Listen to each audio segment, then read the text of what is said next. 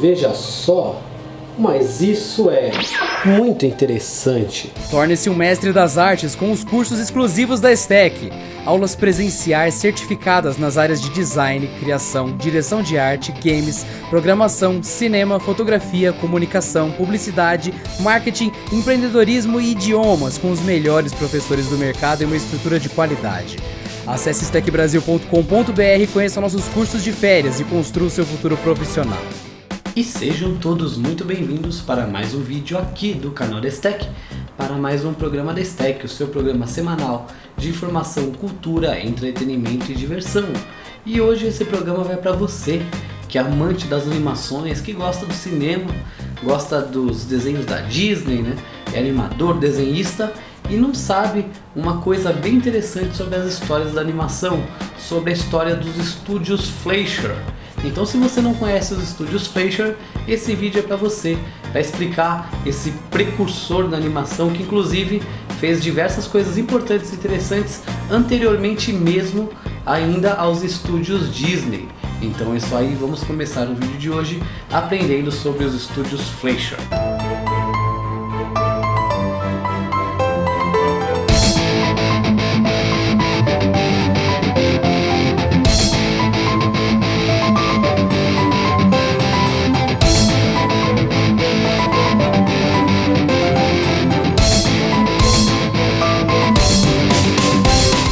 A Fleischer Studios é uma corporação estadunidense que foi formada em 1921 na Broadway, em Nova York. E o nome original era Inkwell Studios ou Out of the Inkwell Films, ou seja, fora do tinteiro.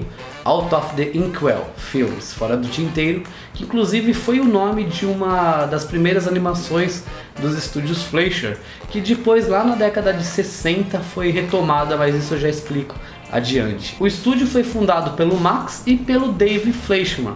Eles dirigiram os estúdios até o ano em que foi vendido para Paramount Films. Em 1942 teve então a aquisição da Paramount Pictures. A Paramount Pictures era uma afiliada dos estúdios Fleischer e depois que ela comprou os estúdios ela quis apagar com o passado, com os irmãos e fez uma nova divisão que era a Famous Studios. E obviamente pelos estúdios Fleischer surgirem na década de 20, embora faziam animações desde 1914, eles eram grandes concorrentes da Disney, dos estúdios Disney. Porém a diferença é que os estúdios Fleischer eles tinham personagens mais humanos, enquanto os concorrentes eles tinham aqueles personagens mais animais antropomórficos, ou seja, animais que se comportam como humanos. Os estúdios Fleischer, por exemplo, tinha a Betty Boop e o Popeye, inclusive uma animação sobre o Superman. E é importante ressaltar que entre os anos de 20 e 40, as décadas de 20 e 40, essa época é considerada como os anos de ouro, as décadas douradas da animação, porque grande parte do que tem hoje, que existe hoje, veio lá dessa época. Muito do que você conhece de clássico é dessa época, muito desenho hoje pega referência e aquela época abriu o espaço. O cinema já estava em constante desenvolvimento, o cinema estava passando por um processo muito bom, principalmente com Chaplin, o cinema mudo, e isso proporcionou que um outro tipo de criação surgisse, ou seja, a animação. E era difícil alguém investir no negócio nessa época, porque teve a quebra da Bolsa de Valores de 29, entre os anos de 20 e 40 tiveram muitas guerras, crise econômica, então era difícil manter um negócio em pé. Como eu falei, a Inkwell fazia animações em 1914, bem antes dos estúdios Disney, do Roy Disney e do Walt Disney, que eram os irmãos então que fundaram os estúdios Disney. Só para ter uma ideia, a primeira animação da Disney ocorreu em 1923, ou seja, 9 anos depois da primeira animação dos estúdios Fleischer. Os estúdios Fleischer eles foram responsáveis por diversas técnicas muito importantes e interessantes, como a criação da rotoscopia. O que é rotoscopia? É quando você redesenha os frames em cima de algo real. É como se você pegasse a filmagem de uma pessoa e fosse frame a frame do filme e desenhando a animação para dar uma fluidez, para ficar uma coisa mais natural. Então o processo de rotoscopia é como se você redesenhasse os frames em cima de uma filmagem baseada em pessoas. Isso o estúdio Fleischer desenvolveu essa técnica que foi utilizada por Walt Disney na Branca de Neve, Bela Adormecida, Alice, enfim. Foi uma técnica que foi muito utilizada pelos estúdios Disney, mas a criação foi do Fleischer. Inclusive essa técnica é utilizada para as sprites do jogo Prince of Persia, de 1989, um jogo que se destaca pela qualidade das animações, só foi possível graças à técnica da rotoscopia. E essa técnica da rotoscopia foi utilizada pela primeira vez em 1914, na animação Out of the Inkwell, em que Max Fleischer ele aparecia, ele dirigia, ele atuava e contracenava, que é como se o desenho ele quisesse sair do tinteiro, o desenho saindo do papel, ele interagindo com o desenho, isso lá em 1914. Você deve conhecer o famoso desenho do Mickey, o que originou o Mickey e lançou o Steamboat Willie, de 1928, conhecido como um dos primeiros desenhos falados. Pois é, o estúdio Fleischer já colocou vozes de uma forma bem primordial, mas foi a primeira animação já com voz anos antes dessa animação dos estúdios Disney. Em 1924, 4 anos antes do Boat, lá do navio do Mickey de 1928, já tinha um desenho dos estúdios Fleischer com voz, com sons. Porém, o que o Walt Disney tinha melhor que Fleischer era o marketing.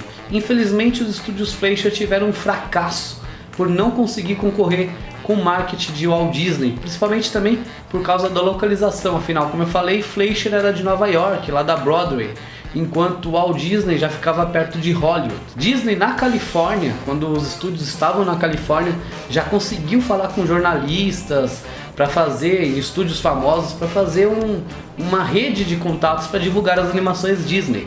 Sem falar que as animações dos estúdios Fleischer, elas são mais tensas, algumas são infantis, mas a maioria tem temática muito adulta, enquanto as animações do estúdio Disney já era uma coisa mais leve, casual, para todos, era uma coisa mais família. Então a Disney conseguia mais apoio das empresas por ter um tipo de animação para as crianças, que agradava a todos. Foi o Walt Disney que fez isso de desenho ser infantil, desenho ser para criança. Os do Fleischer já eram mais adultos. Então o Walt Disney, já perto de Hollywood, mais influente, ameaçava os estúdios Fleischer. E a resposta do estúdio contra o Walt Disney foi o Bimbo, que é um personagem que foi criado para rivalizar e competir com o Mickey. E o Mickey tinha uma namorada, que era a Minnie. O Mickey ele já tinha toda aquela parte de ser o herói, o mocinho, enquanto o Bimbo já era meio tipo o Pica-Pau, era aquele lá que só queria azucrinar. Era um personagem que carregava uma certa maldade. Ele queria sempre sair por cima, tirar proveito da situação. Ele não era um bom exemplo. Ele queria a zoeira, ele queria fazer a farra, enquanto o Mickey já tinha mais esse lado de herói. Então o Mickey já era um exemplo para as crianças, enquanto o Bimbo já era uma coisa mais negativa. Aí os estúdios Fleischer, o Mickey tem a Minnie, que é a namorada tal, criou uma namorada pro Bimbo, que era o Bimbo era um cachorro, então Bimbo the Dog, e tinha a Betty the Dog, que era a namoradinha canina do Bimbo. Porém ela ficou muito mais famosa que o próprio personagem Bimbo. Aí ela passou por uma reformulação e de cachorro ela virou um ser humano.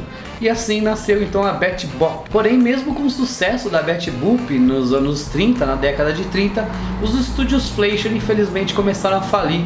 Esse estúdio que teve, além da Betty Boop, a grande contribuição do Popeye, o marinheiro Popeye. Já falei aqui no canal que é graças ao Popeye que existe hoje o Mario, Super Mario, porque uma licença que não poderia usar a imagem do Popeye fez com que Shigeru Miyamoto tivesse que criar um outro personagem, aí nasceu o Super Mario e tudo mais. Então esse estúdio tão famoso viu a sua era da decadência. E aí eles pensaram, então eles tiveram que vender os estúdios para a Paramount. A Paramount já fazia uma pressão para que os estúdios Fleischer não dessem certo, para que ela pudesse comprar. Então o Roy Disney e o Walt Disney, ou seja, o Walt Disney, os estúdios Disney e a Paramount colaboraram para o fracasso dos estúdios Fleischer. E levou uma briga dos dois irmãos, o Dave e o Max, lá no começo dos anos 40. Enquanto o Dave ele queria mais controle sobre as músicas e as produções, o Max ele continuava desenhando e queria levantar o estúdio. Porém o Dave ele queria mais controle das músicas e produções, mas isso já tinha sido acordado que seria da Paramount. Então era como se o Dave ele não quisesse vender a Paramount, vender o estúdio para a Paramount, enquanto o Max já queria como uma saída para não deixar o estúdio falir. Sem falar que o Dave ele era casado e teve um caso com uma funcionária de estúdio que pegou muito mal, e o irmão dele, o Max, tentou contornar, mas não deu certo. Aí eles acabaram brigando e assim brigaram de vez. O Dave saiu e o Max continuou por um tempo. Depois de divorciar e sair do estúdio, o Dave Fleischer ele foi trabalhar na Columbia Pictures.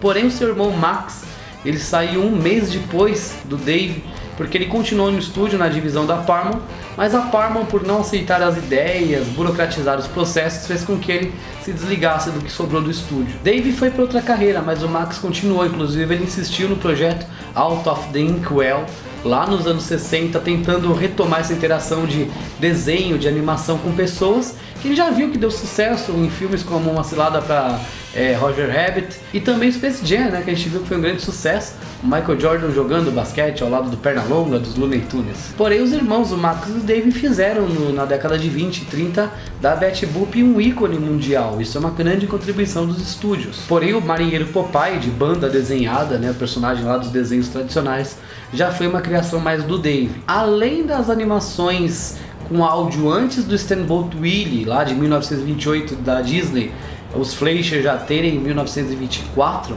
outros processos também foram muito notórios, significativos e inovadores, como a colorização do desenho do Popeye. Então já o desenho colorido já foi uma coisa diferente, uma coisa bem interessante. E no realismo da série do Superman, dos gráficos, muitas vezes os estúdios eles querem abrir mão da qualidade pela quantidade. Ou seja, eles preferem abrir mão do realismo do cenário, do traçado, da cor, iluminação, para poder fazer mais produções, que é o que Hanna-Barbera fez e deu muito certo.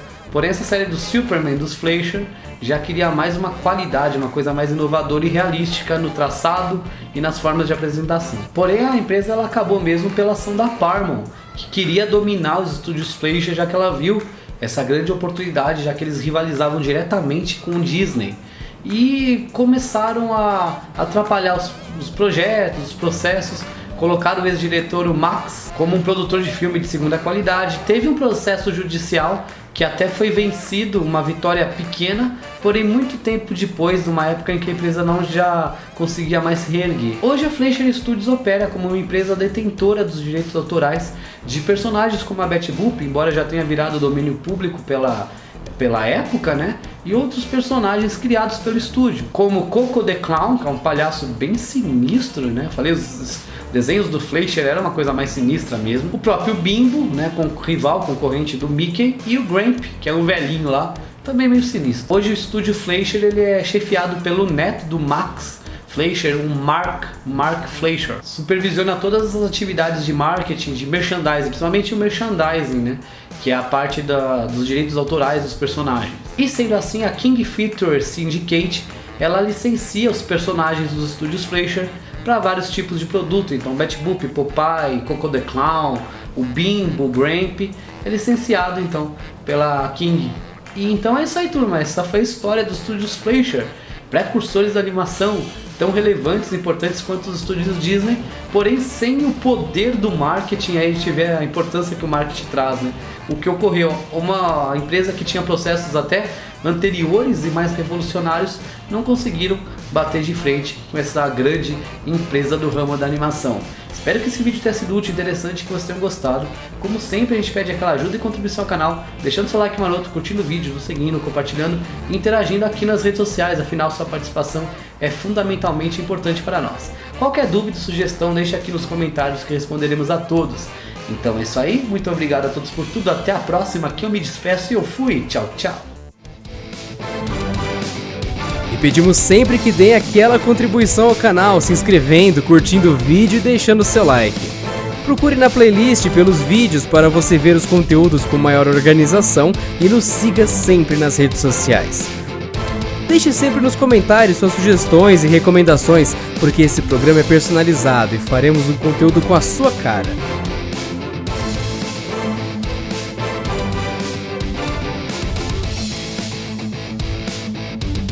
Canal Destack, o canal mais diversificado da internet.